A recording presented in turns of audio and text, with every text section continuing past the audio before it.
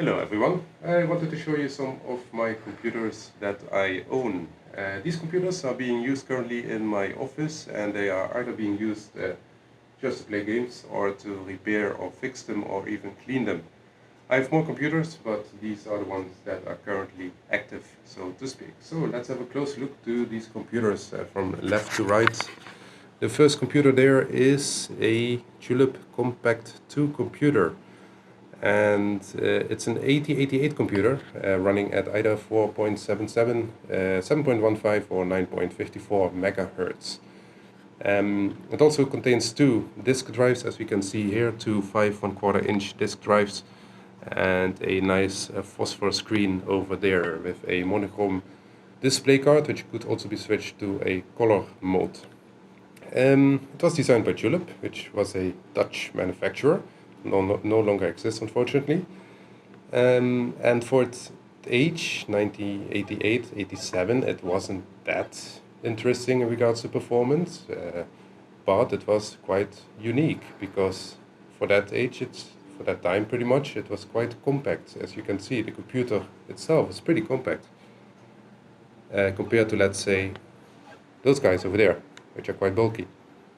So that made it really nice, and it was also apparently relatively cheap at that time, so it was easy to buy for normal households.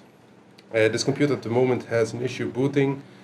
I think it has something to do with the cabling or whatever, so we'll have a look to that over the next few days to get it fixed again. But normally it works normally, and you can boot it from the one of the floppy drives over there. Next computer. Well, I think it's not one of my favorite, I think it is the favorite computer of mine. It's obviously the Amiga 500. It was my very first personal own computer, and I used it for many years, playing many games on it and running a lot of Amiga demos. And the Amiga 500, or Amiga in general, was famous for its sound and graphics generation. And this one is really nice. It has some expansions as well. It has Amiga 520 over there, which we can see is just an expansion for the video output. Now you can connect it to a regular TV set, both PAL and NTSC. And this Amiga came with 1 megabyte of onboard memory instead of 512 kilobyte, which is normally the case. So there's another one which is not connected. I got it from someone who wanted to kind of throw it away, and said, "No, give it to me."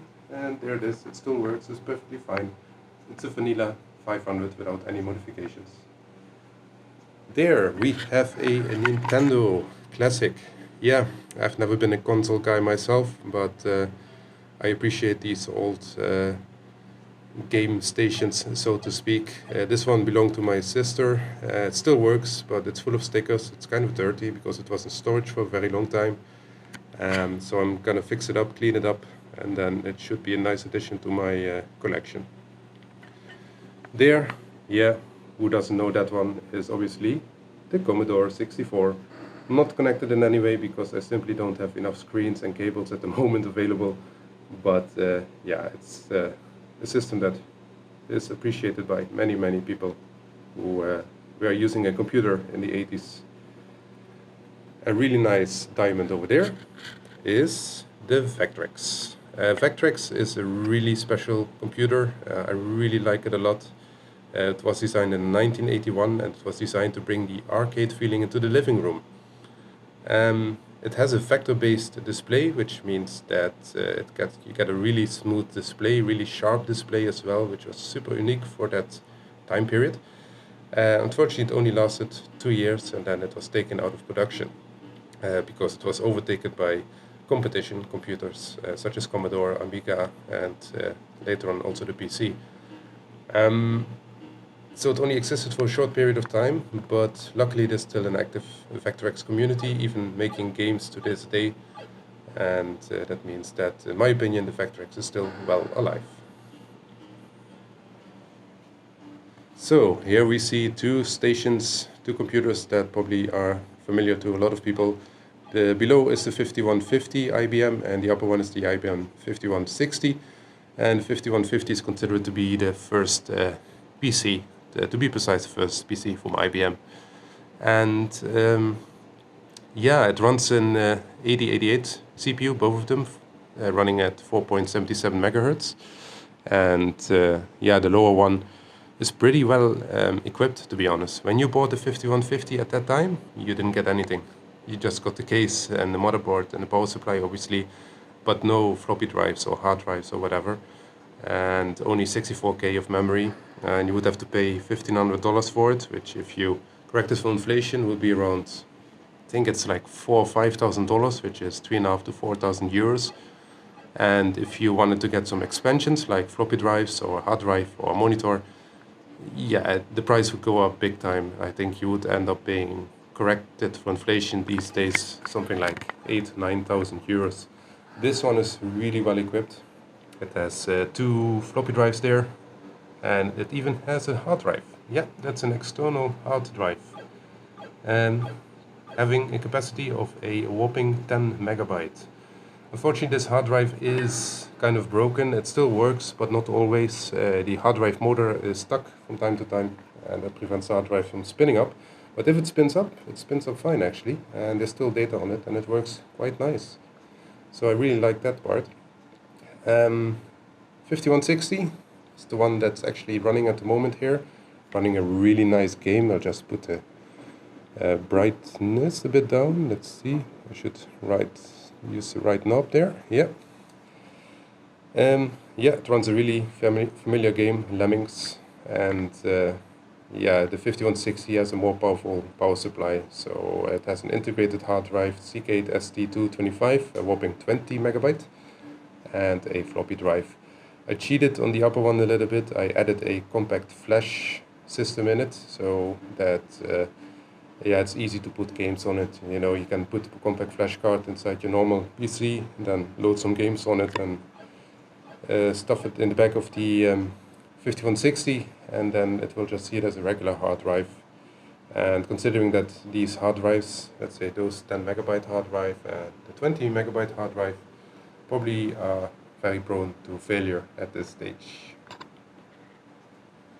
So now we go a bit forward in time, and we have a look at those 2 bad boys over there. We start with the right one, which is a 486 66 megahertz DX2 computer, and it has 16 megabyte of RAM, a nice Trident 8900C card, and an AWE64 Sound Blaster. And at that time, mid-90s, this was a really nice computer. It has an A, B drive and CD-ROM drive, obviously, and as you can see, it has the iconic speakers. And if I go back to the game, you get the nice typical music, and obviously Commander Keen 4, because Commander Keen 4 rocks. It's one of the best games. Next to that, we have a Pentium II 233 megahertz computer with a I think 64 megabyte of RAM, and it also has something really special, which is the Voodoo Benji 3D FX card. For me, it's special anyway, because when I was a kid, 11 years old, that card was released, and it was really expensive, and I could never ever pay it. So I always went to the computer shops to have a look at all those nice demos like this one, and just dream of how cool life would be to have such a card.